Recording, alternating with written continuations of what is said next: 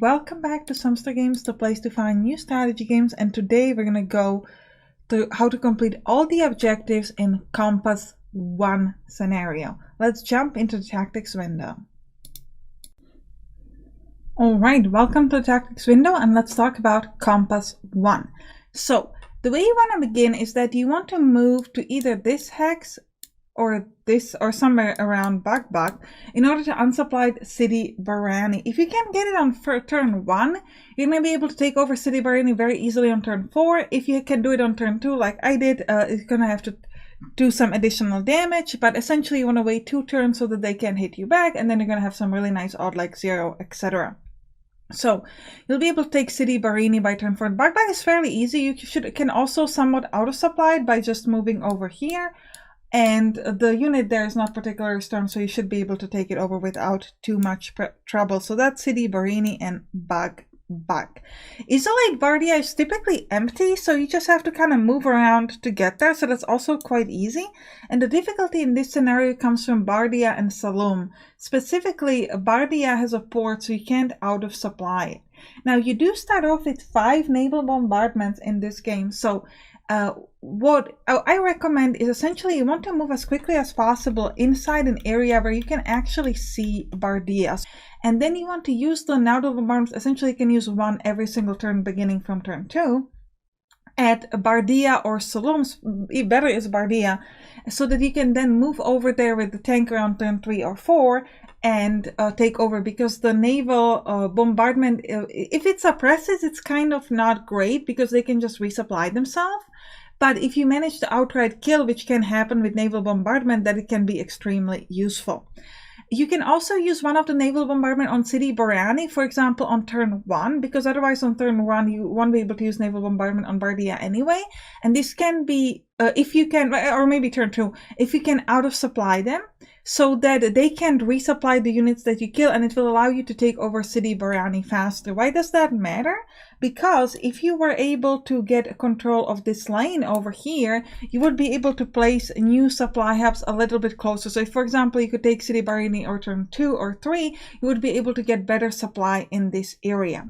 Another thing you have to keep in mind in this scenario is enscrapments, which is essentially this thing. You can't attack through an enscrapment. For example, if you're standing here, you can't attack this unit. So just always check, can I attack from this position or not? Now the airstrike, they typically suppress steps, so they can be useful again on things like City Barani and Maktia, if you want to go through that a little bit faster, or later on if you don't have any better choice, you might want to use it on Saloum and Bardia. Alright, I think that's it for this scenario, and let's just go into it. Alright, welcome to the scenario. So, the first thing I started off was by adding some infantry steps and specialists, because I had a lot of prestige and I didn't need it, so might as well.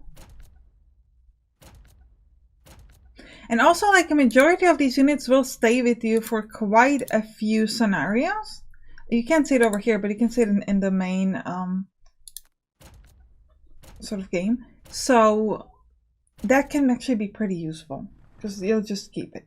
Now I've added 3 supply stops over here, and then I'm trying to push towards City Barani. And more importantly, we want to outsupply City Barani if we can.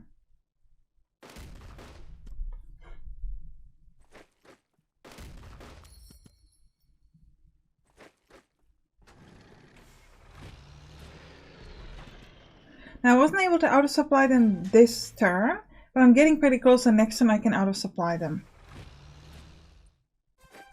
Right now, so you can see right now, because their only supply up is here, we auto-supplied City Barani.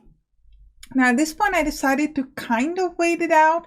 You can try to push to City Barani faster, and the reason why that would be useful is because then you have this port here and a connection from the supply hub that will go better, and you can place new supply hubs over here, but you can't do that right now. So that can be a good thing, but we only have 6 turns, so it's not completely necessary. Next, I decided to move around Bak to also auto-supply that. And I need to move in a good enough position so they can't take over my stuff here. So that's pretty important. Now I will end this scenario with leftover naval bombardments, so you might want to use them, for example, on City Barini just to be a bit faster because they can't resupply themselves, so you can hit them sooner. Or you want to move in an area where you can view Bardia and Solemn a little bit faster as well. For example, if I move this unit here, I could start using naval bombardment here because with the naval bombardment there's a chance that you straight up kill a step, which is super useful. So that would be another strategy you can use. I used it on City Barini just to sort of speed it up. But I still have left over, so you could have used... Oh, you can only use one per turn. So for example, in the previous turn we could have gone on City Barini, and then this turn we could have gone already on Bardia when we've moved in that direction when we can see them. So for example, now we could do that. So that would be an alternative strategy, probably a bit better than what I did. But it's okay, it works anyway. And then remember, they can resupply themselves, so by doing these additional attacks you can help out. If I try to use an airstrike, I can only suppress the steps in Solemn and they will resupply themselves, so the airstrike would be pointless there. Unless you can follow up with attacks, of course. Now we are at this point on turn 4. Let me just quickly show you the stuff. So we already have Bug, which you can take forever for, but we already took it. And now we're taking City Barini. And I'm using my HQ to resupply some of the units. The general support for supply here is a 90%. So we took City Barini. This gives you additional naval bombardment. I'm not going to use it, and you probably shouldn't either because you only have 6 turns and you start off with like 5 or 6 naval bombardments, so you shouldn't be needing the extra because you can't use 2 per turn. You can still only use 1. So this, I tried a naval bombardment. I was hoping it would do some kills. It only suppressed. I don't have any good odds for attack, so this was a bit unfortunate over here. But you have to try the naval bombardment because you might get kills. Now this is turn 5 here. Let me pause.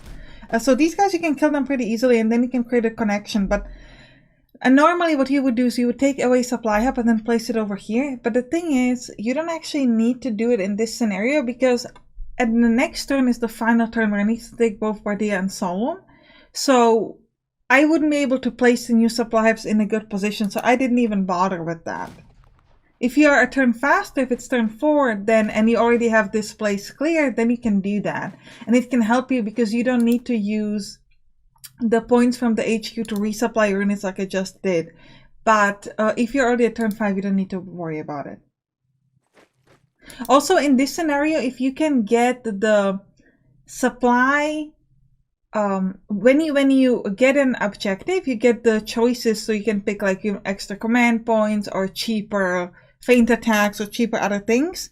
If you could get the thing that gives you cheaper resupply of unit, that would be really, really cool.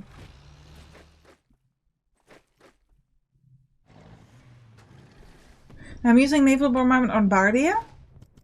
And I was able to do some suppressions and some airstrike, and then I can you take some attacks that will actually have not too terrible odds, so that I can use some nice damage.